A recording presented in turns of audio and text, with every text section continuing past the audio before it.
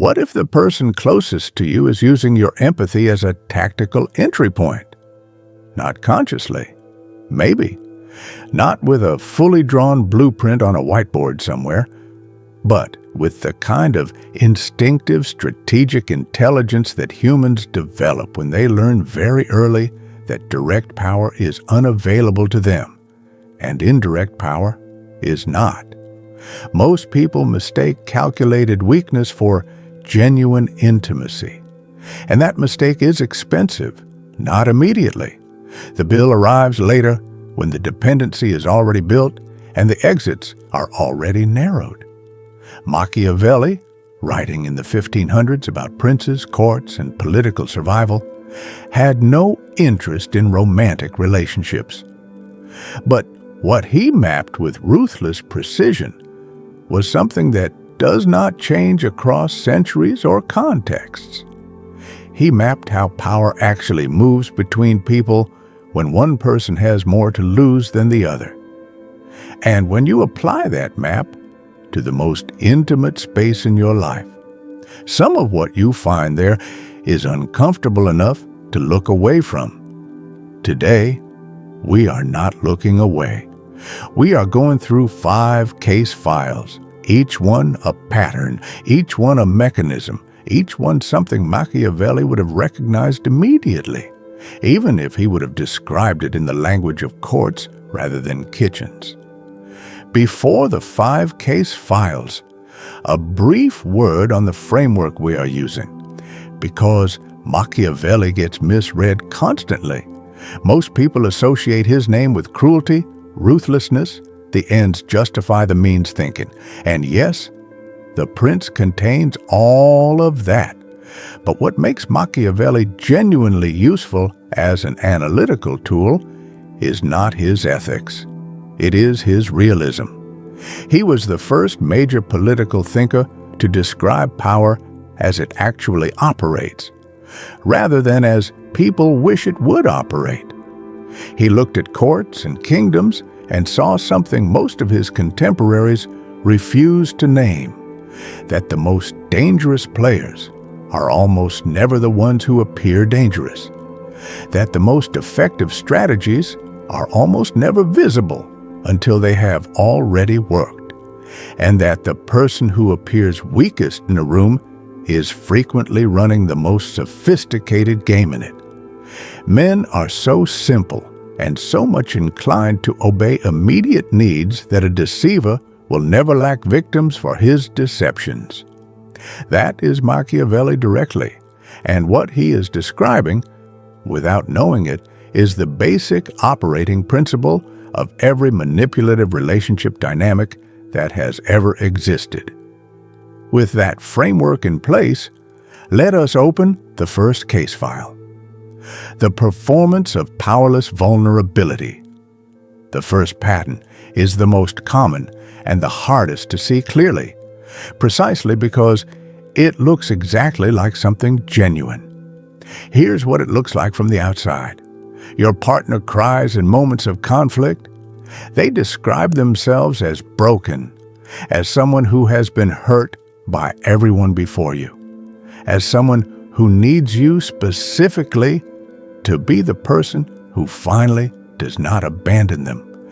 They offer their vulnerability as proof of their love, and here's what that triggers in most people: protectiveness, loyalty, a deep reluctance to do anything that would confirm their worst fears, a version of yourself that is now focused not on your own needs in the situation, but on proving you are different from everyone who hurt them before. Machiavelli would recognize this immediately. He called it the use of necessity, the strategic presentation of helplessness to activate another person's instinct to protect rather than to evaluate. The distinction he would ask you to make is this: is this vulnerability something that exists regardless of whether it is useful, or does it appear specifically in moments of accountability, when consequences are approaching, when a difficult conversation cannot be avoided, when something is being asked that they do not want to give. Genuine vulnerability is consistent. It does not schedule itself around moments of accountability. The vulnerability that appears precisely when you are about to hold someone responsible for something is not the same phenomenon. This is not about denying that real pain exists. It is about learning to notice timing. Because timing, in Machiavellian analysis, is where strategy reveals itself. The question is not whether the tears are real. The question is whether they are being deployed, and whether their deployment reliably serves a specific outcome. Strategic silence and information asymmetry. The second pattern is more sophisticated and in some ways more damaging because it operates through absence rather than presence. Here's the setup. Something happens in the relationship that creates tension. Not a major rupture, something relatively small. In a healthy dynamic, both people process it, it gets addressed, and the temperature returns to normal. Here is the setup. Something happens in the relationship that creates tension. Not a major rupture, something relatively small. In a healthy dynamic, both people process it, it gets addressed, and the temperature returns to normal. But in this pattern, the tension does not resolve. Instead, your partner goes quiet, not dramatically, not with a declared withdrawal, simply quieter, less warm, less engaged, available but not present, responding but not initiating, and something happens inside you. You begin to fill the silence. You become more attentive, more accommodating. You find yourself reviewing the last few days, looking for what you might have done, what you might have missed, what adjustment you need to make to restore the warmth. In Machiavellian terms, you have just been starved of psychological security, and you have responded by offering more of yourself in order to get it back. Machiavelli documented this exact dynamic in political contexts. How a ruler who withholds favor forces their courtiers into increasingly desperate demonstrations of loyalty. The silence is not processing. It is pressure. And the information it creates, the map of exactly how anxious you become and exactly what you do when anxious, is intelligence gathered for future use. Pay attention to who breaks the silence first, and under what conditions. If you reliably break it by overcompensating, and the warmth reliably returns after you have demonstrated enough anxiety, you are not in a communication pattern. You are in a conditioning one. The Cold War phase, where silence is used to starve a partner of security, is one of the cleanest examples of Machiavellian domestic strategy in operation. Because it requires no confrontation, it requires no accusation, it simply creates a vacuum and lets the other person's need fill it. Calculated submission and the long game. This is the most sophisticated of the 5 patterns, and the one most likely to be invisible until significant time has passed. It works like this. Your partner is consistently agreeable on visible, surface-level decisions. They defer to your preferences about where you eat, where you vacation, what you watch. They seem to prioritize your comfort, your taste, your way of doing things. They appear, in the small observable moments of daily life, to be devoted to your satisfaction, and simultaneously, in the decisions that do not look like decisions, in the invisible architecture of the relationship, something different is being built.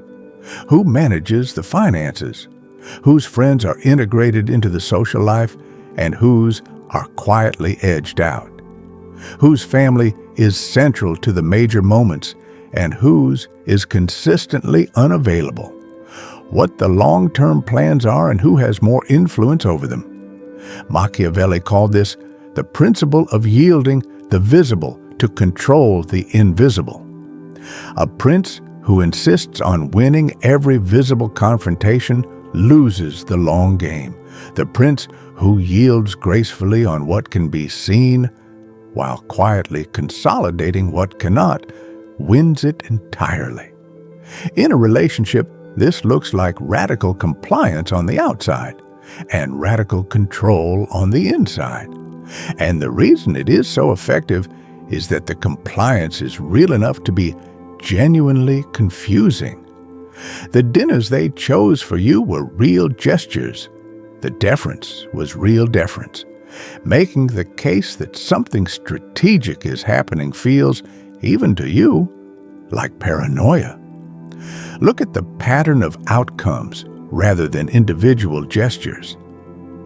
Are the visible concessions clustering around things that do not matter much, while the invisible decisions cluster around things that matter enormously?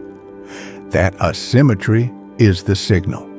The person who always lets you choose the restaurant, but never lets you choose anything that actually matters, is not being generous.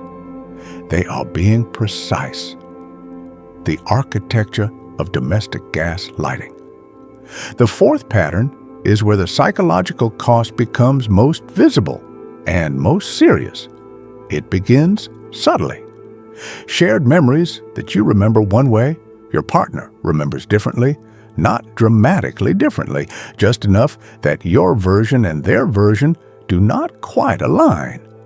And when the discrepancy is pointed out, the explanation always positions your memory as the less reliable one. You were tired. You were stressed. You have a tendency to misread tone over time. Through many small corrections of this kind, something begins to shift in you. You start to double-check your own perceptions before voicing them. You become a little less certain of what you saw, what you heard, what happened. You begin, without quite realizing it, to outsource your version of events to someone whose version consistently serves their interests. Machiavelli understood that the most durable form of control is not physical or financial. It is epistemic. Control what someone believes about reality, and you control their decisions without ever having to force them. The domestic version of this is the systematic rewriting of shared history, not through obvious lies, through the patient accumulation of small corrections that eventually make your own perceptions feel untrustworthy to you.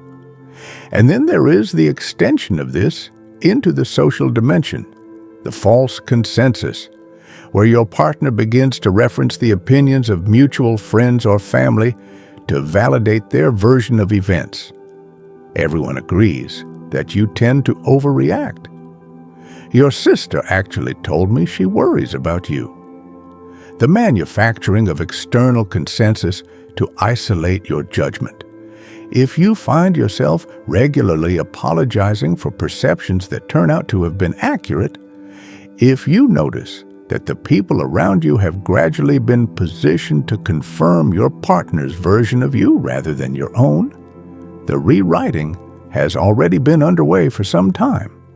Your self-doubt, carefully cultivated, becomes the primary engine of their authority. They do not need to force anything. They have made you the mechanism of your own containment. Breaking the mirror and reclaiming realism. The fifth case file is different from the first four. It is not a pattern to recognize. It is a framework for what you do once you have recognized them. Machiavelli's greatest practical contribution was not his analysis of how power is used against you. It was his insistence that clear-eyed realism, however uncomfortable, is always more useful than comfortable illusion. He would say, You cannot navigate what you refuse to see. So here is the audit of intent, the framework for distinguishing between a partner's accidental flaws and their systematic patterns. First, frequency and timing. Genuine character flaws are relatively random. They appear across context without a consistent strategic logic. Systematic patterns have a logic. They activate in response to specific triggers. They produce specific outcomes. They cluster around moments where something is at stake for the person employing them. Second, who benefits? After every pattern plays out, after the vulnerable moment, the cold silence, the generous compliance, the corrected memory, ask, who is in a stronger position than they were before? If the answer is consistently the same person, that is not coincidence. That is architecture. Third, your own perceptions over time. Are you more or less certain of your own judgment than you were 2 years ago? Are you more or less willing to voice your own version of events without preemptive apology? If your self-trust has been eroding, the erosion did not happen by accident. What you do with this clarity is a separate conversation and a deeply personal one that depends on the specifics of your situation. Some relationships can be confronted and recalibrated. Some cannot. But the confrontation, if it happens, must begin from a position of genuine realism about what has actually been occurring. In 2026, emotional literacy is not just a therapeutic concept. It is a survival skill. The person who can read power dynamics clearly, in a boardroom, in a courtroom, in a bedroom, is the person who is genuinely difficult to manipulate. That is what Machiavelli was ultimately teaching. Not how to manipulate, but how to see. And seeing clearly is always the first act of genuine freedom. Before we close, something important needs to be said directly. Not every partner who cries is calculating. Not every person who goes quiet is running a power play. Not every act of compliance is a long-term strategy. Human beings are complex and contradictory, and genuine love coexists with genuine flaws in messy and confusing ways. What Machiavelli's framework gives you is not a reason to become suspicious of everyone close to you. It gives you a set of questions: the frequency, the timing, the beneficiary, the trajectory of your own self-trust that help you distinguish between the painful complexity of genuine relationship and the specific pattern of systematic manipulation. Those are different things, and knowing the difference is exactly what protects you from both the manipulation and from the mistake of seeing manipulation where there is only flawed humanity. 5 case files, 5 patterns, each one something Machiavelli would have recognized, stripped of its Renaissance political clothing and placed in the most intimate space of a modern life. The performance of powerless vulnerability, strategic silence, and the mapping of your anxieties. Calculated submission on the visible while consolidating the invisible. The slow rewriting of shared reality. And the framework for seeing all of it clearly enough to do something about it. The uncomfortable truth that Machiavelli spent his life insisting on is this: the most sophisticated weapons are the ones that do not look like weapons.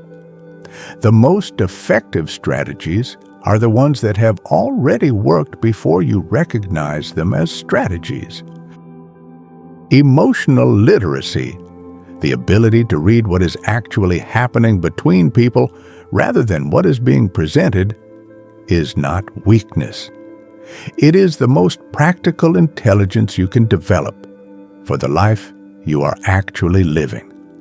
Mind Tactics Lab is here every week for exactly this kind of analysis, The uncomfortable, clear-eyed examination of human behavior that most conversations are too polite to have. Which of the 5 case files landed the closest to something you have actually experienced? You do not have to name anyone, just the number. The case file is closed. What you do with the evidence is entirely yours.